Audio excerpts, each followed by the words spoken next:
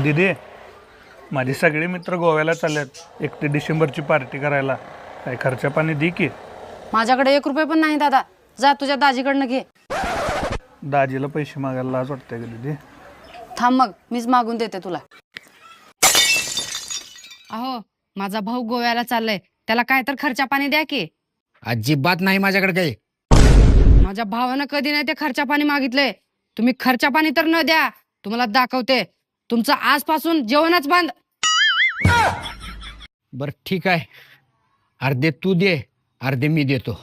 चालतंय. हे घे खर्चा. पाणी खर्चा पाणी अर्धा अर्धा. ही 500ची नोट बी माझी चोरलेली आहे. घे गप आणि जा घरला जा.